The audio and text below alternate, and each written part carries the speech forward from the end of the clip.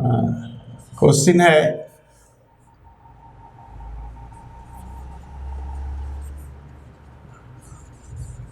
Discuss the continuity of the function fx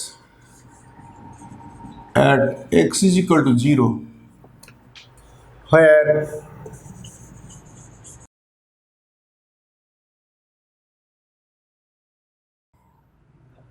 one by 1 plus e to the power 1 by x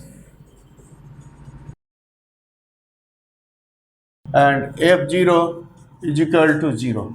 This is the definition of the function, and now here is the checkpoint at x is equal to 0. This is the checkpoint at which you have to discuss the continuity of the function. So this is the definition of function. For x not equal to 0, fx is equal to 1 by 1 plus e to the power 1 by x, and here f0 is equal to 0. Origin पर 0 पर function का value 0 है और non zero पर function का दिया हुआ है. Now let us discuss the continuity of the function at x is equal to 0. So here x is equal to 0 is the checkpoint, and that's why you draw the line. X is equal to 0, right neighborhood 0 plus h, and left neighborhood is 0 minus h and 0 plus h. These are the 2 points, left neighborhood and right neighborhood of x is equal to 0. This is the length h, and here is also this is length h. So here x is equal to 0 is the check point. जिस point पर हमको check करना है, कह रहा है कि function at x equal 0. तो जिस पॉइंट चेक पॉइंट होता है उसके नेबरहुड बना लिया हम लोग, नेबरहुड बना लिया. अब नेबरहुड में दिख रहा है कि 0 माइनस से 0 plus are the two neighbourhoods of x is equal to 0. Let us find the value of f x at this end this. F 0 minus h, तो 0 माइनस एच मीन्स इधर से left side x less than 0 and right side is x greater than 0. So this is x less than 0 means x not equal to 0, and this is x greater than means x not equal to 0. तो दोनों case आ गया, not equal to 0 से less than 0 हो, greater than 0 हो. Here is the difference of the function at which x is not equal to 0 और for which f x is equal to 1 by 1 plus e to the power 1 by x.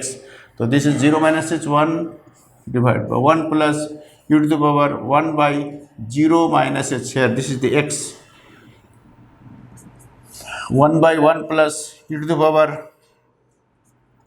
minus 1 by h. The limit is tending to 0. F of 0 minus h is equal to limit is tending to 0. 1 by 1 plus e to the power minus 1 by h. अगर तुम यहाँ पर 0 put कर दे तो 1 by 0 infinity e to the power minus infinity. तो देखो limit put करो, 1 plus e to the power minus 1 by 0. This is equal to 1 plus e और 1 by 0 means infinity minus infinity. Limit put कर दिया, देखे तो 1 by 1 plus 1 by e to the power infinity, क्योंकि e to the power minus infinity power है तो 1 by e to the power infinity. Now 1 plus 1 by 1 plus 1 by e to the power infinity means infinity. एकदम clear cut, सब एक एक line एक एक step लिख दिखा रहे हैं. 1 by इन्फिनिटी मीन्स 0 और 1 plus 0 means 1. 1 by 1 is equal to 1. तो limit extending to 0 f of 0 minus h is equal to 1. Left hand limit निकाल चुके, दैट इज इक्वल टू 1, लेकिन f0 बराबर 0 है तो फंक्शन तो डिसकंटिन्यूअस हो ही गया है. हाँ, लेकिन वही अगर टाइप ऑफ डिसकंटिन्यूटी देखोगे तब हम लोगों को दूसरा वाला लिमिट भी निकालना ही पड़ेगा, तभी टाइप ऑफ डिसकंटिन्यूटी निकलेगा. हाँ, तो देखो यहाँ पर हम इसी में करना चाह रहे हैं. देखो क्या होता है. अच्छा ठीक है, चलो हम लोग अलग कर लेते हैं। F of 0 plus H, 0 minus H, F 0 plus H is equal to 1 by 1 plus e to the power 1 by 0 plus H. तो 1 by 1 plus e to the power 1 by H. तो now limit is tending to 0.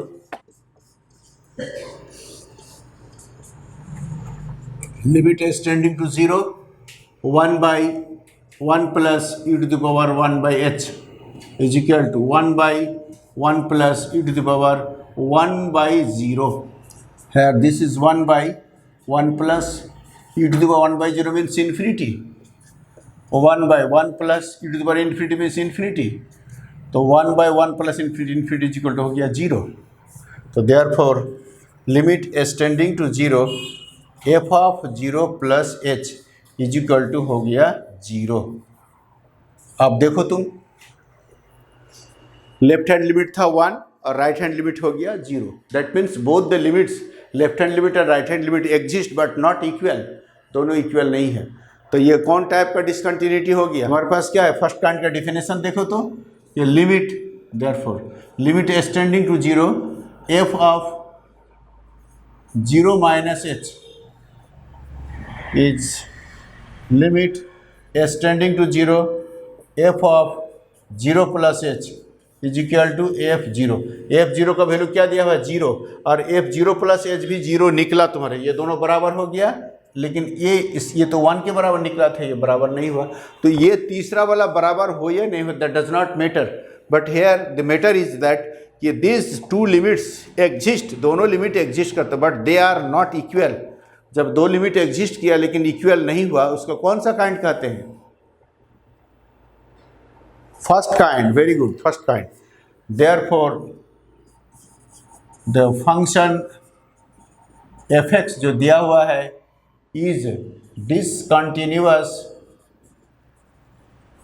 at x is equal to 0 and the discontinuity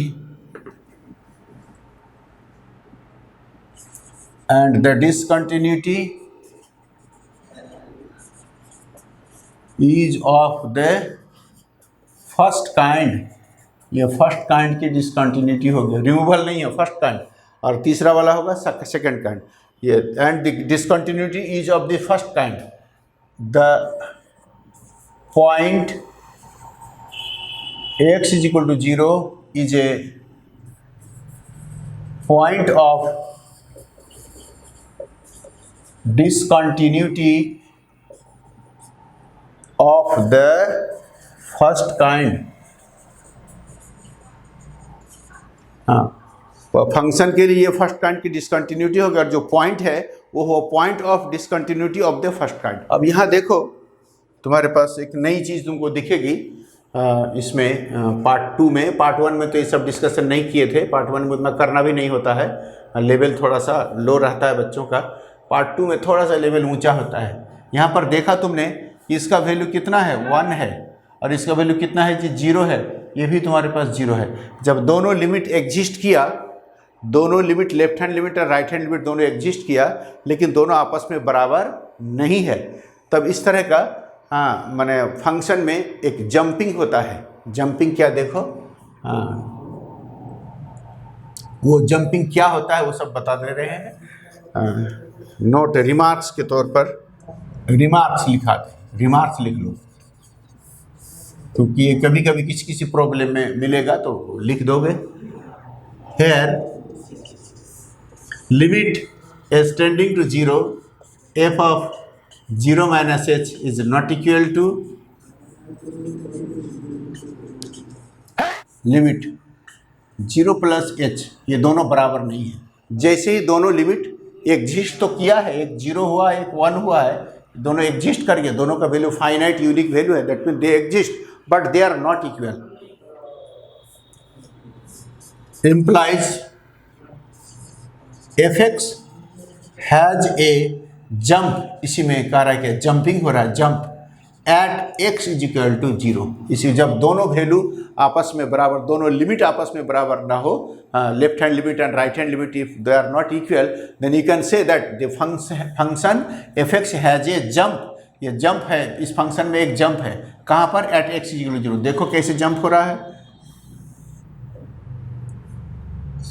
ये तुम्हारे पास हो गया y axis, this is x axis.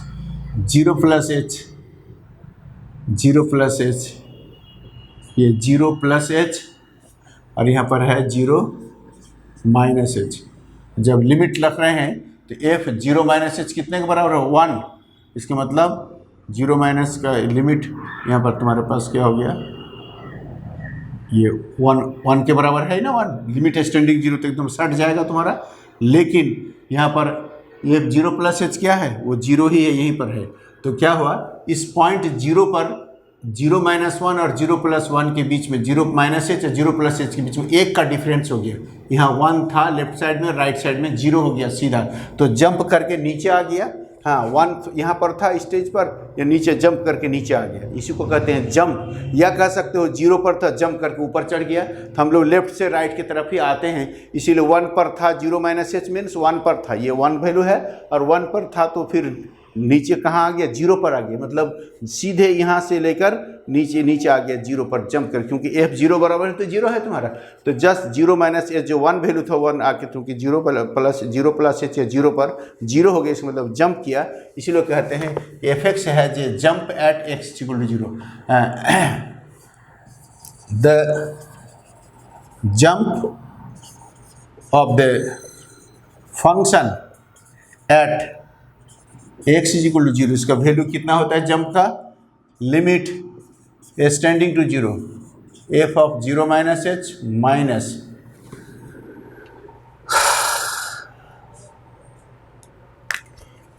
0 plus h minus limit extending to 0 f of 0 minus h। 0 plus h में function का value है कितना? 0 और minus 0 minus h में कितना वैल्यू है? 1। इसका मतलब ये तुम्हारे पास 1, तो 1 तो माइनस 1, लेफ्ट से राइट से मतलब 1 से आ गया, तो यही हुआ जंप। ये फंक्शन का ही जंप निकल गया इतना। -1 f(x) has a jump of 1 unit. ये अगर 2 होता, हाँ, तो 2 यूनिट्स कहते, 1 यूनिट। ये तुम्हारे पास, तुम लोग ISC या पार्ट 1 में इस तरह की चीज़ नहीं पढ़ा। जब फर्स्ट काइंड का कंटिन्यूटी आएगा, डिसकंटिन्यूटी, उसमें हम लोग जंप का वैल्यू निकाल सकते हैं कि चूँकि दोनों एग्जिस्ट करेगा, बराबर नहीं होगा, तो कितने में जंप। अब अगर यहाँ से ये छोटा होता, ये बड़ा होता, तो ऊपर जाता तो प्लस होता, और ये ऊपर से नीचे आ रहा है तो ये माइनस हुआ जंप। लेकिन माइनस हो या प्लस हो, डिस्टेंस तो 1 ही है, इसलिए इसको 1 यूनिट, हाँ 1 unit f(x) has a jump of 1 unit हम लोग कह सकते हैं। इस तरह के फंक्शन को ये पीस वाइज कंटिन्यूअस या सेक्शनली कंटिन्यूअस कर सकते हो, क्योंकि टुकड़ा टुकड़ा हो गया ना। 0 से पहले में अलग फंक्शन का ग्राफ हो रहा है, 0 के बाद से लेकर अलग ग्राफ हो रहा है, तो टूट गया ना 0 पर, तो पीस वाइज कंटिन्यूअस कर सकते हो। दिस फंक्शन f(x) इज, लिख देते हो अभी, called piecewise continuous or sectionally continuous।